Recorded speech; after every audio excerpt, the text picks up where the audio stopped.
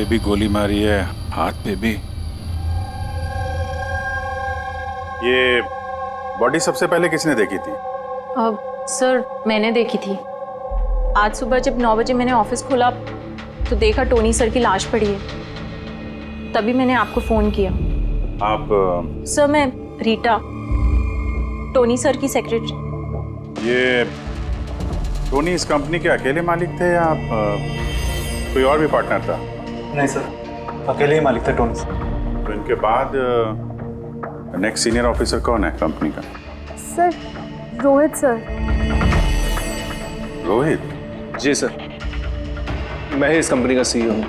किस चीज़ की कंपनी है ये? सर हम टॉक्स और सिक्योरिटीज में डील करते हैं। सर इनकी बेल्ट और जूते देखिए सर, इतने बड़ी कंपनी के सीईओ ये पहन के आएंगे ऑफिस? तो रोहित जी क्या चल रहा है आजकल शेयर का भाव? सर वो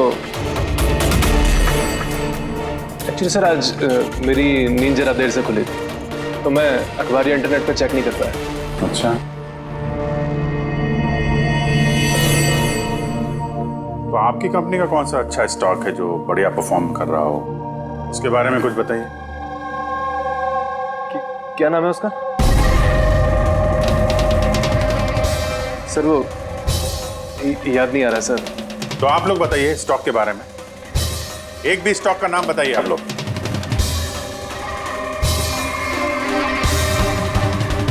क्या हो क्या रहा है यहाँ पे? सर सच में तो हम में से कोई भी यहाँ पे काम नहीं करता है। काम नहीं करता? क्या मतलब क्या है? मतलब सर हम सब लोग एक्टर्स हैं। अरे मगर ये तो फाइनेंस कंपनी है, इसका फिल्मों से क्या लेना देना? सर फाइनेंस कंपनी तो सिर्फ नाम की है, यहाँ पर सर कोई काम नहीं करता। हम एक्टर को सिर्फ इसलिए रखा है ताकि हम यहाँ काम करने की एक्टिंग कर सकें। एक्चुअली सर टोनी सर से मिलने दिन में बहुत सारे क्लाइंट्स आते थे। हमारा काम बस इतना होता था कि उन्हें दिखाना कि ऑफिस में बहुत काम हो रहा है। ये टोनी क्या काम करता था? किस चीज़ की मीटिंग होती थी यहाँ पे? सर उनकी जो भी मीटिंग्स होती थी वो उनके केबिन के अंदर होती थी। अब वो क्लाइंट्स के साथ क्या बातें करते थे वो हम में से किसी को नहीं पता सर। और कब से चल रहा है ये सब? सर पिछले 2 हफ्ते से। कमाल है, एक नकली कंपनी जहाँ पे नकली काम होता था उसके मालिक का खून हो जाता है। समझना पड़ेगा एग्जैक्टली यहाँ पे हुआ क्या था। तो यहाँ पे टोनी को पहली गोली लगी है। अगर उसे गोली यहाँ लगी है तो वहां उसे भाग जाना चाहिए था, वो तो एग्जिट है। वो वापस ऑफिस के अंदर क्यों गया? शायद खूनी इस तरफ होगा, बचने के लिए इधर भागा होगा। ये हैंडल पे भी खून है,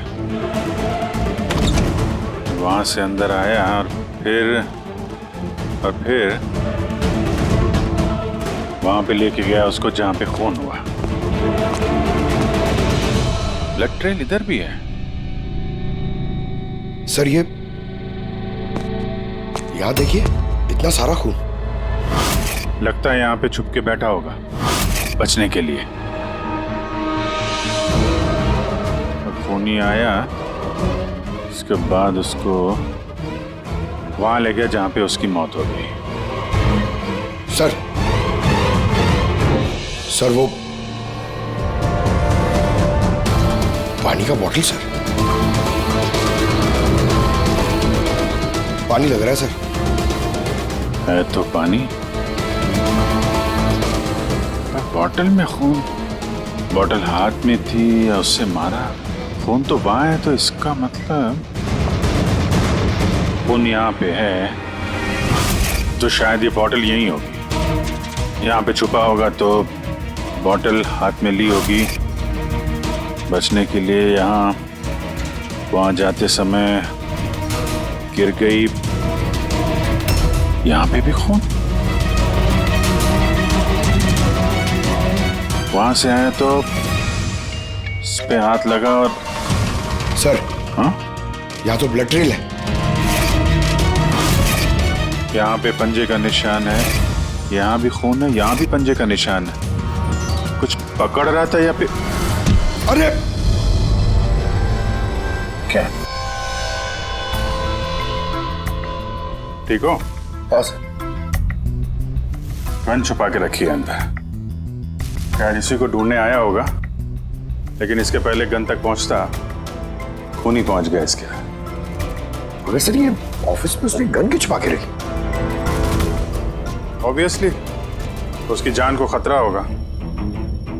इतना गड़बड़ घोटाला करके रखा हुआ था यहाँ पे, एक्टर्स लोगों को हायर करके रखा था। पता नहीं कितने दुश्मन होंगे इसके। ये डायरी भी कुछ कोड जैसे लग रहा है ना सर। कोड वर्ड में लिखा है और डायरी को छुपा के रखा था। जरूर इसका टोनी के मौत के साथ कोई ना कोई कनेक्शन है। ये इसका बॉडी स्कैन चेक किया तुमने? वैसे स्कैन देखा मैंने, बाकी सब कुछ ठीक है। सिर्फ इसके एब्डोमेन में मुझे कुछ अजीब सी गोल गोल सी चीज नजर आ रही है। समझ में नहीं आ रहा क्या है। चलो देखें क्या। ये देखिए सर, ये जो गोल गोल सी चीज है ना तारिका, ये मेटेलिक चीज है कोई, something metallic. Metallic, like coin जैसी। एब्सोल्युटली। लेकिन ये इसके एब्डोमेन में आई कैसे? एक काम करते हैं, इसके पोस्टमार्टम से ही पता लगेगा आखिर ये चीज है क्या।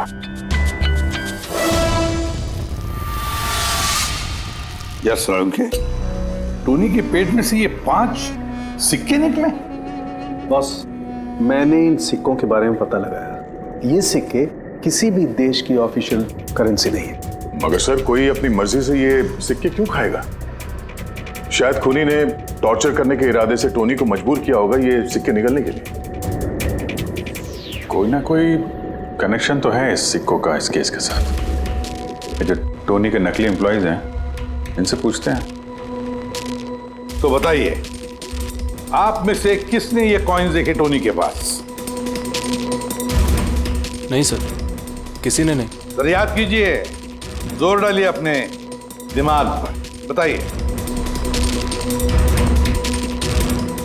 टोनी का खून किसने किया? आप दोनों कौन? मैं दीनानाथ और ये शेखर। मैंने यहाँ फोन किया था। ऑफिस जाकर पता चला कि टोनी का खून हो गया। आप लोग कैसे जानते हैं टोनी को? मैं उससे सेट कॉइन्स खरीदता था। Set coins? जी। ये है क्या एग्जैक्टली? सेटकॉइन एक ऑनलाइन करेंसी है। इसका व्यापार ऑनलाइन यानी इंटरनेट पे होता है। जैसे गोल्ड में और शेयर मार्केट में लोग इन्वेस्ट करते हैं, वैसे इसमें भी करते हैं। बस अंतर यह है कि ये फिजिकल फॉर्म में नहीं होता, गोल्ड कॉइन की तरह, है ना? नहीं सर, होता है ना, जैसे गोल्ड कॉइन होता है ना, वैसे ये कॉइन भी बाजार में मिलता है। टोनी उन चुनिंदा लोगों में से था जो इनका व्यापार करता था। एक मिनट दीनानाथ जी, क्या ऐसी कॉइन्स आपने खरीदी थी टोनी से? हाँ सर, मैंने ऐसे ही 10 कॉइन्स खरीदे थे और एक कॉइन की कीमत 3 लाख रुपए थी। ये देखिए। माय गॉड, ये तो ठीक वैसे ही है सर। सर, आप लोगों को तो अंदाजा भी नहीं होगा कि ये कॉइन्स खरीद के कितने लोग करोड़पति बन चुके हैं। इनकी कीमत भी दुगनी हो चुकी है। मैं तो और भी खरीदना चाहता था, शेखर को बुलाया था ताकि ये भी इन्वेस्ट करे। दीनानाथ जी, आपके साथ धोखा हुआ है। जी हाँ, ये जो सेट कॉइन्स है ना, ये इंटरनेट करेंसी, ये सोने के सिक्कों की तरह बाजार में नहीं मिलती। आपके साथ झूठ बोला टोनी ने। मेरे सारे पैसे डूब गए, इन कॉइन्स की कोई कीमत नहीं रही। दीनानाथ जी, इस टोनी की जैसे 420 दुनिया में बहुत है जो खुद के फायदे के लिए आप जैसे लोगों को फंसाते हैं। काश अपने पैसे इन्वेस्ट करने से पहले आपने थोड़ी जांच पड़ताल की होती। अच्छा वो मैंने पैसे इन्वेस्ट किए, वरना मैं भी लूट जाता। अब मेरी बेटी की शादी कैसे होगी? मैंने अपनी सारी जमा पूंजी इसमें लगा दी, अपने प्रोविडेंट फंड्स के पैसे भी। सर लगता है टोनी ने जानबूझ के थोड़े ज़्यादा उम्र वालों को ही अपना निशाना बनाया है। उन्हें टेक्नोलॉजी और इंटरनेट के बारे में ज़्यादा जानकारी होती नहीं है। हाँ सर। सर कहीं ऐसा तो नहीं कि जिन जिन लोगों को टोनी ने धोखा दिया है उनमें से किसी ने टोनी का खून कर दिया? हो सकता है दया, बिल्कुल हो सकता है। टोनी के इस खूनी तक पहुंचने के लिए हमें पहले ये पता लगाना चाहिए कि टोनी ने कितने सारे लोगों को ये सेट कॉइन्स को लेकर फंसाया है। फिर ये भी जानना बहुत जरूरी है कि टोनी के पेट में ये सेट कॉइन्स गए कैसे। सर मैंने इस टोनी का पूरा इतिहास चेक किया। उसके पास कई नकली आईडी कार्ड्स थे, उस पर अलग अलग एड्रेसेस, अलग अलग फ़ोन नंबर्स। सर हमें तो ये भी नहीं पता है कि टोनी उसका असली नाम है भी या नहीं। और फिलहाल तो हमें ये भी नहीं पता सर कि ये सारे जुर्म उसने अकेले किए हैं या कोई पार्टनर भी है उसका। यानी जो कोड क्रैक हो जाए ना, वो कोड जो टोनी के ऑफिस वाले डायरी में मिला था, बहुत सारे सवालों का जवाब मिल जाएगा। सर एक कोड क्रैक करने वाले एक्सपर्ट को हमने कांटेक्ट किया है, शायद बहुत जल्दी इसका हल निकाल लेगी वो। और ये जो टोनी का सारा ऑफिस स्टाफ आया था, ये जो एक्टर्स उसके ऑफिस में काम करते, उनको कैसे पता चला इस टोनी के बारे में?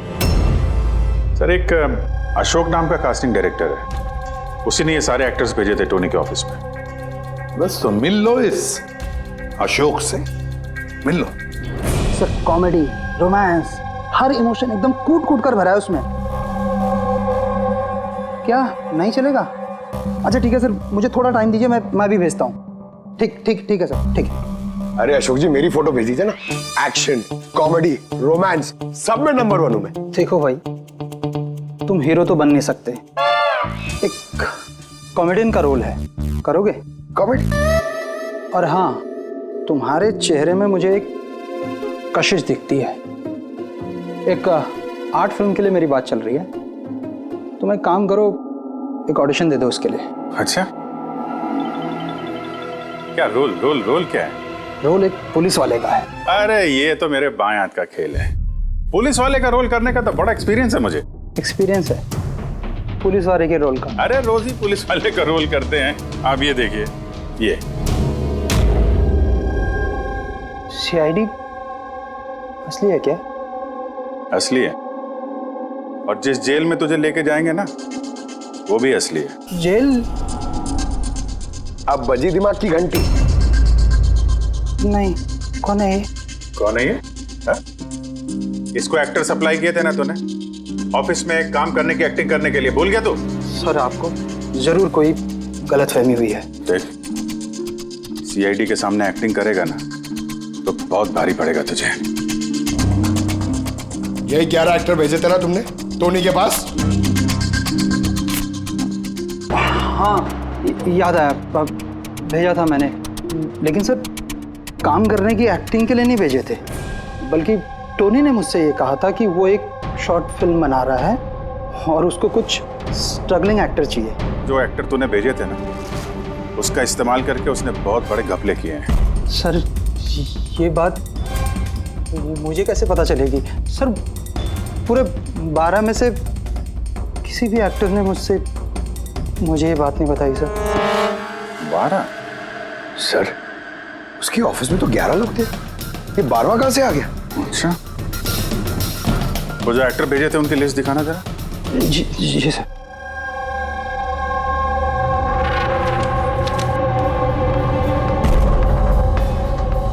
ये नया नाम है, ईशा कुमार। ये नहीं थी उस वक्त वहां पे, ये कहां गायब हो गई? सर इस केस में सवाल ज्यादा है, जवाब कम है, और वो कोड भी क्रैक नहीं हुआ अभी तक। सर रीना जी, आपने हमें यहाँ टोनी के घर पे क्यों बुलाया? और वो उन कोड्स का हल निकाल पाई या नहीं? काफी टेढ़ा कोड है सर, बिना साइफर के हल निकाल पाना नामुमकिन है। साइफर? ये साइफर क्या होता है? साइफर कोई ऐसी किताब या डायरी होती है जिनके अंदर इन खुफिया कोड्स का राज छुपा होता है। फ्रेडी, जैसे अंडरवर्ल्ड की दुनिया में ये चीजों के नाम को कोड्स में इस्तेमाल करते हैं, जैसे गन है उसे घोड़ा कहते हैं, और कौवा मतलब मोबाइल, तो ये सारे कोड्स एक साइफर में होते हैं। अगर ये साइफर मिल जाए तो सारे सवालों के जवाब मिल जाएंगे। सर मुझे लगता है कि टोनी इस साइफर को ऐसी जगह रखता होगा जहाँ से उसे वो आसानी से देख सकता हो या पढ़ सकता हो। लेकिन सर उसका ऑफिस तो अच्छी तरह से चेक किया था, वहाँ पर तो कुछ भी नहीं मिला। तो हो सकता है टोनी के घर पे मिल जाए। ये देखिए सर, बड़ा अजीब सा निशान इस पेपर पर, शायद ये निशान इस कोड का कोई अहम हिस्सा है। तो इस निशान का राज यहीं कहीं होना चाहिए। घर का एक एक कोना चेक करते हैं। रीना जी, ये देखिए, इस किताब में भी ठीक वैसा ही निशान है।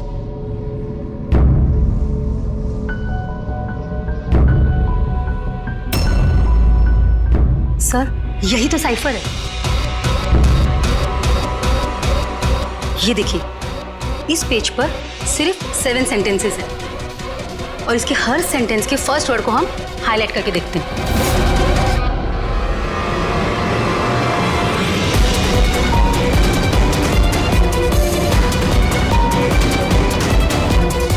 ये सीजर का क्या होता है? जूलियस सीजर का नाम तो सुना होगा ना? हाँ। लगता है उसके जमाने का कोई पुराना कोड है। तो यहाँ ये सीजर के आगे जी भी तो है। यही तो मालूम करना है कि कौन से सीजर साइफर का इस्तेमाल हुआ है। मान लो A अगर G है और B अगर H है तो A to Z कुछ इस तरह दिखेगा। ये देखिए, ये हो गया। अब हम इसे फॉलो करके देखते हैं कि हमारा कोड का मतलब क्या है। और हमारा पहला कोड है SUNGTQASGX-10।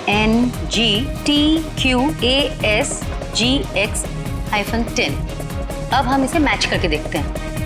SMUONHAN।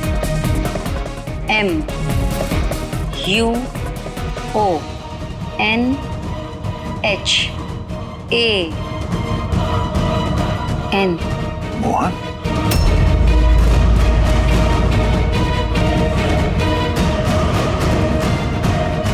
आपके पहले कोड का मतलब है मोहन कुमार 10। सर, इस मोहन कुमार नाम का तो कोई आदमी है ही नहीं इस केस में।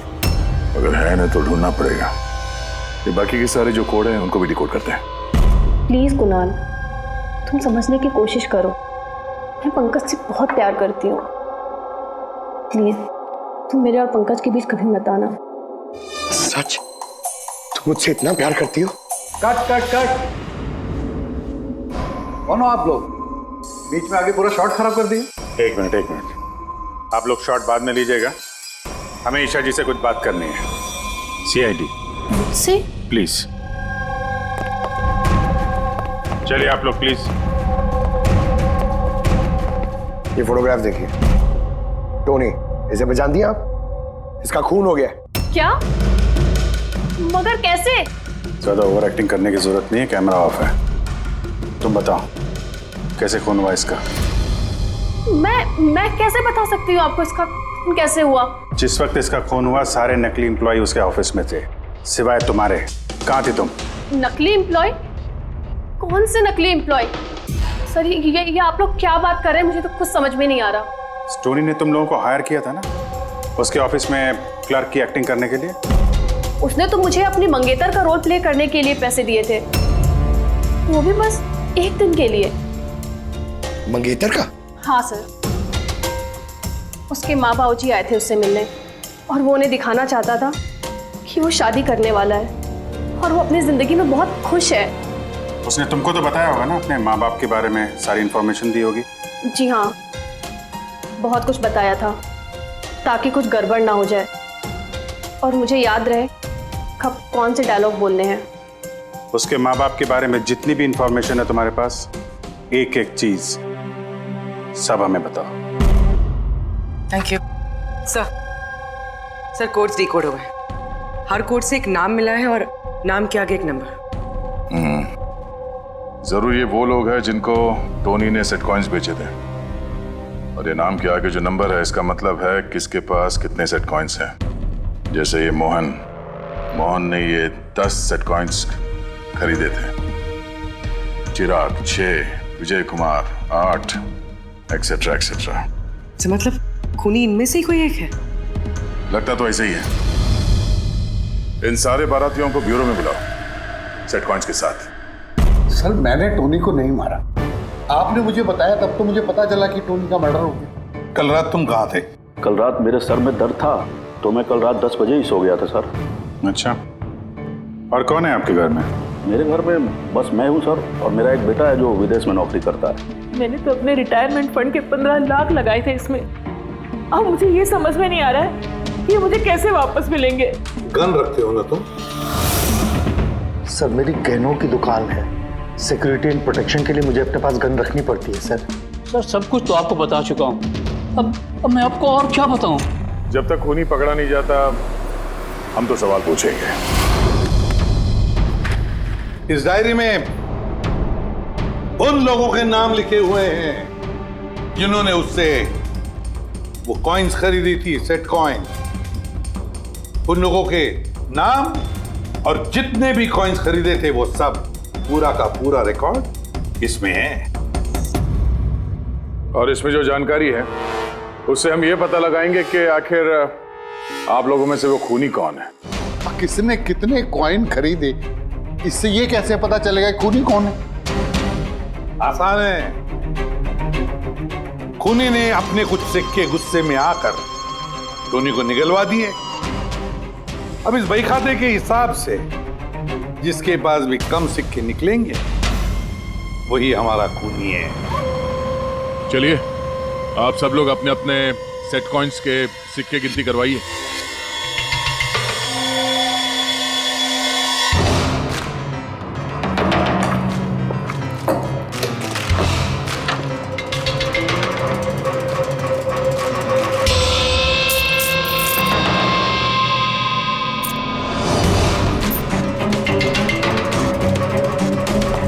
सर, सारे के सारे कॉइन्स हैं, एक भी कम नहीं।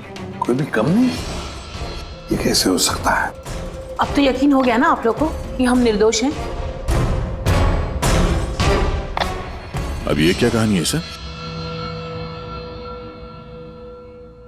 अगर ये सारे निर्दोष हैं तो फिर गुनहगार कौन है? ये तो अब टोनी के माता पिता ही बताएंगे।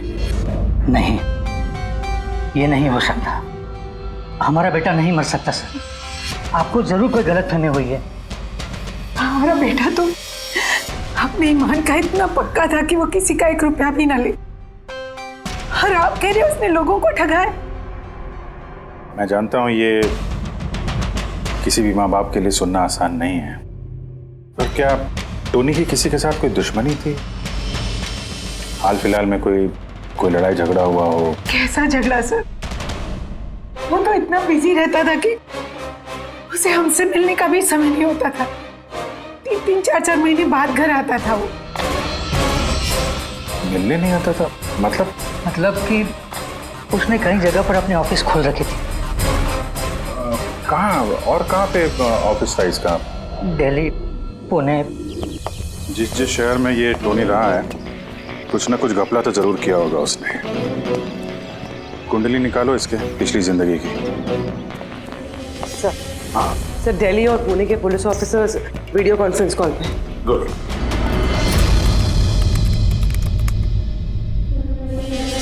सर, इस स्केच को देखिए सर, टोनी से इसकी शक्ल मिलती है। इस आदमी के खिलाफ 2 साल पहले यहाँ दिल्ली में FIR दर्ज हुई थी।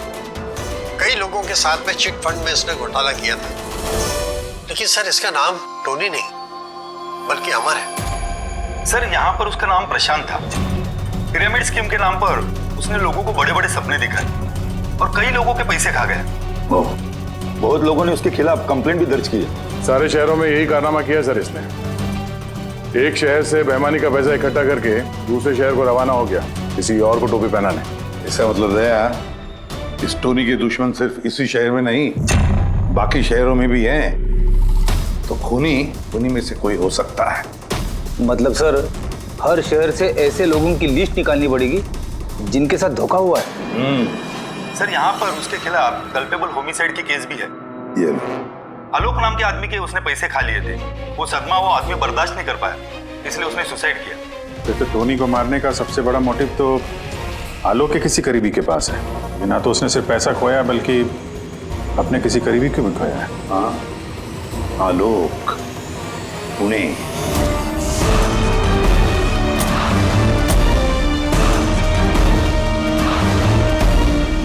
लगता है आलोक की बीवी सरिता घर पे नहीं है सर। हाँ गया, आज सुबह से नहीं है। आज का पेपर और दूध। पंकज सर, जाके जरा पड़ोसियों से पूछताछ करो। Excuse me. जी, मैं ऑफिसर पंकज हूँ, CID मुंबई से। हेलो सर, मैं पूनम। हेलो, ये सरिता यहाँ रहती हैं? ये हाँ, कहीं हाँ। गई हुई है बाहर, आपको पता है? वो तो नहीं पता। क्यों, कोई प्रॉब्लम हो गई है? इनके घर की कोई एक्स्ट्रा चाबी होगी आपके पास? जिस तरह से घर के अंदर ये सामान बिखरा पड़ा है, ऐसा लगता है कि कल रात यहाँ पे कुछ हुआ था। हुआ तो था जरूर दया, कुछ न कुछ तो हुआ था। ये देखो, खून के निशान, ऐसे लग रहा है जैसे किसी को घसीट के यहां से ले जाया गया। सर, कहीं किसी ने सरिता का किडनैप तो नहीं कर लिया? पूनम, हाँ सर। सरिता को आखिरी बार कब देखा था तुमने? सर, रात के 2 बजे जब मैं नाइट शिफ्ट से घर वापस आई। उस वक्त शायद सरिता जाग ही रही थी, क्योंकि यहाँ पे टीवी चल रहा था। उसके घर के आसपास किसी को देखा, कोई आया हो उनसे मिलने के लिए? कुछ और तो नहीं, पर हाँ, एक वाइट कलर की वैन थी जो घर के बाहर खड़ी थी, पर सुबह वो वहाँ नहीं थी। तू उस वैन को पहले भी कभी देखा था यहाँ आसपास? नहीं, कभी नहीं। अच्छा, उसका नंबर याद है, नोट किया था? नंबर तो नहीं नोट किया, मैंने ध्यान नहीं दिया। अच्छा, तुमने कुछ शोर शराबा या झगड़ा वगैरह सुना उस वक्त? हाँ, आवाजें तो आ रही थी जोर जोर से, पर मुझे लगा कि शायद सरिता जाग रही है, टीवी देख रही है, तो मैंने उतना ध्यान नहीं दिया। अच्छा पूनम, ये जो तुमने लड़ाई झगड़े की आवाजें सुनी, कितने बजे थे? यही करीब 3 बज रहे होंगे। 3 बजे? तो सरिता का किडनैपिंग 3 बजे हुआ था। तो डेफिनेटली ये सरिता का किडनैपिंग और टोनी का मर्डर, इन दोनों का आपस में कोई ना कोई कनेक्शन है सर। 100% दया, कनेक्शन 100% है, पर इससे पहले कि सरिता को कुछ हो जाए, उसे हमें बचाना होगा। और पंकज सर, ये व्हाइट वैन, सफेद वैन जो पूनम ने अभी अभी बताया, उस वैन की पूरी इंफॉर्मेशन चाहिए हमें, पूरी की पूरी information.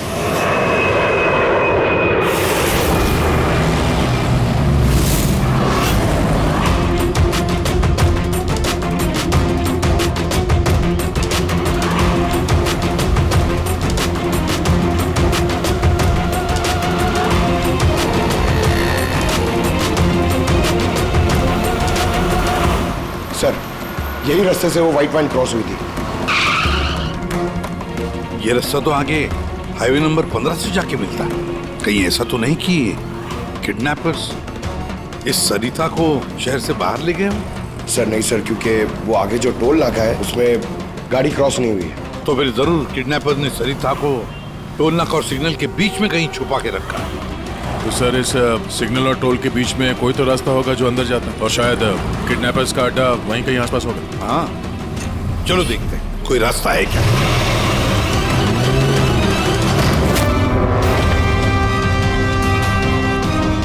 My God, Sarita? Sir, अंदर कोई नहीं है। तुम ठीक हो? सर, लगता है खूनी गाड़ी लेके बाहर। मैं देखता हूँ सर।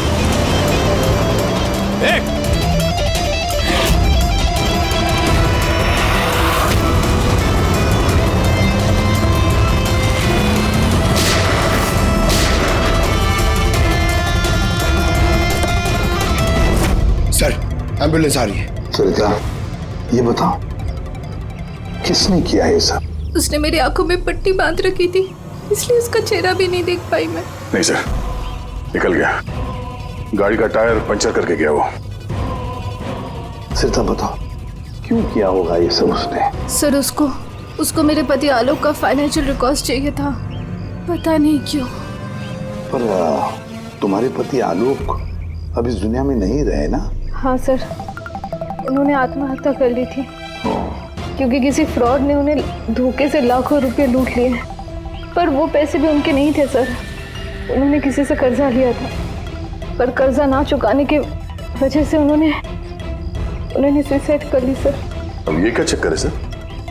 ये किडनैपर को आलोक के फाइनेंशियल रिकॉर्ड्स में इतनी दिलचस्पी क्यों होने लगी? पंकज, यार, इस किडनैपर को दिलचस्पी इसलिए कि मुझे तो लगता है कि ये किडनैपर, ये खूनी भी वही है जिसने आलोक को पैसे दिए थे।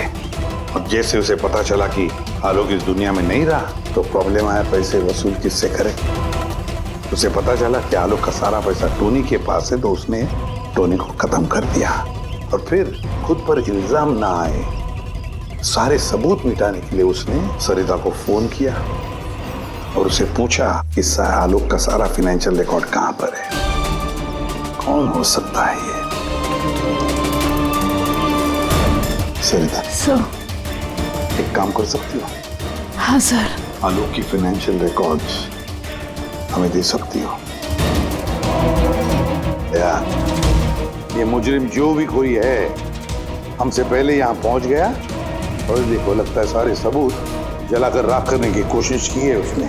बस सर उस कंप्यूटर के साथ कुछ करना दिया हो जिसमें आलोक के फाइनेंशियल रिकॉर्ड्स हैं। तो फिर देखो जरा कोई कंप्यूटर या लैपटॉप वगैरह मिलता है क्या?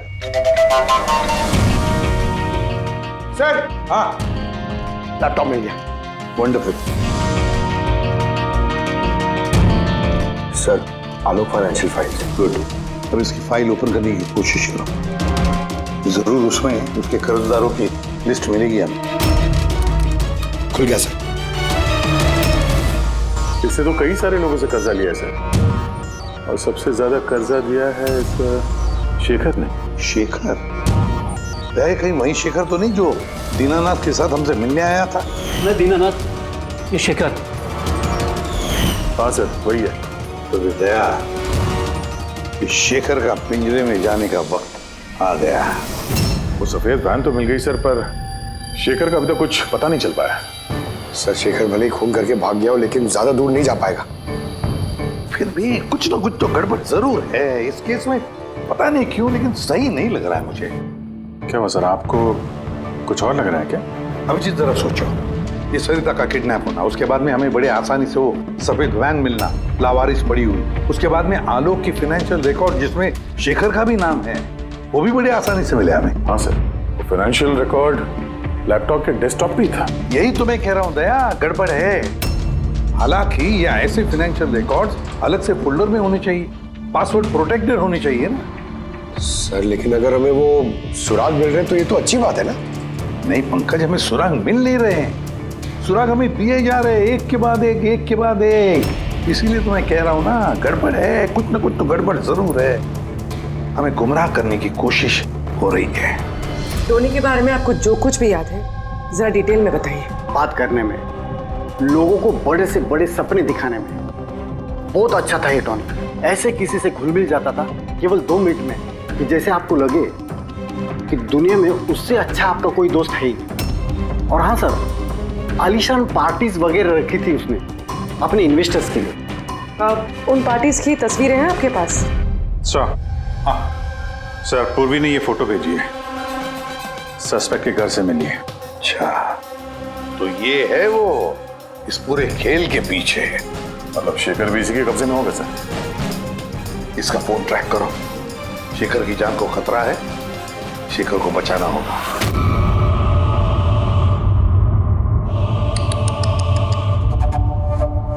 अब तो तुम्हें भगवान भी नहीं बचा सकता शेखर। सीआईडी को सारे सबूत तुम्हारे खिलाफ मिले हैं। अब तो ये ट्रिगर दबाकर तुझे बस मार डालूंगी और उन सबको लगेगा कि तू देश छोड़ के भाग गया। नहीं, ऐसा मत करो प्लीज, मत मारो मुझे। मैं वाकई देश छोड़ के चले जाऊंगा।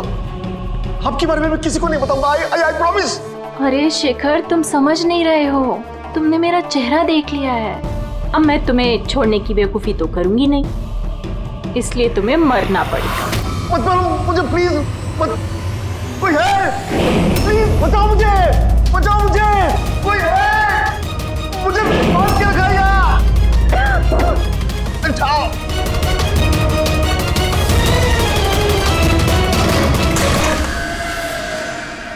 उठ, उठ।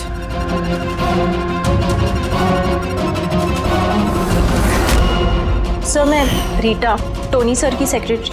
तुम्हारा चेहरा तो हमने भी देख लिया था मिस रीटा। मैंने तो कोई सबूत, कोई गवाह कुछ नहीं छोड़ा था, तो आपको कैसे पता चला? इस फोटो के जरिए। तुमने हमसे कहा था कि तुम टोनी को पिछले 2 हफ्ते से जानती हो, तो फिर 2 साल पुराने इस फोटो में तुम क्या कर रही हो? ये बहुत कुछ कह गया। अब बताओ, तुमने अपने बॉस टोनी को क्यों मारा? टोनी मेरा बॉस नहीं था, मैं टोनी की बॉस थी। लेकिन तुम तो उसकी सेक्रेटरी बन के घूम रही थी, वो क्या था? वो सिर्फ और सिर्फ एक नाटक था दुनिया को दिखाने के लिए। असल में सारा दिमाग मेरा था इसमें। टोनी को तो मैंने सिर्फ आगे रखा था ताकि कभी कानून हम तक पहुंचे तो टोनी पकड़ा जाए। तो फिर टोनी का फोन करके अपने पैर पे कुल्हाड़ी क्यों मार ली? क्योंकि जब चींटी के पर निकल आते हैं तो उसके पंख काटने पड़ते हैं, और टोनी बहुत ही ज्यादा हवा में उड़ने लगा था, बहुत ही लापरवाह और ओवर कॉन्फिडेंट हो गया था। उसने दीनानाथ के साथ सेल्फी खींच के सोशल मीडिया पे डाल दी वो फोटो। तो तुम्हें डर लगा कि अगर वो फोटो सोशल मीडिया में चला गया तो जिन जिन शहरों में उसने 420 की है वहां कोई ना कोई उसे पहचान लेगा। हाँ। और उसके पेट में जो सिक्के थे वो सिक्के मैंने ही उसे निकलवाए थे ताकि आप लोगों को लगे कि खून किसी ऐसे आदमी ने किया है जिसके साथ टोनी ने बेईमानी की है। और इसलिए तुमने सारे सबूत शेखर के खिलाफ कर दिए ताकि हम उसे अपराधी समझें। न जाने कितनी जिंदगियों के साथ खेला है तुमने। देश भर में न सिर्फ लोगों के पैसे चुराए बल्कि उनकी खुशियां, सपने सब छीन लिए। कड़ी से कड़ी सजा मिलेगी तुम्हें इस जुर्म के लिए। CID के और भी मजेदार और सस्पेंस से जुड़े एपिसोड्स को देखने के लिए हमारे चैनल को सब्सक्राइब करें और बेल आइकॉन दबाना न भूलें।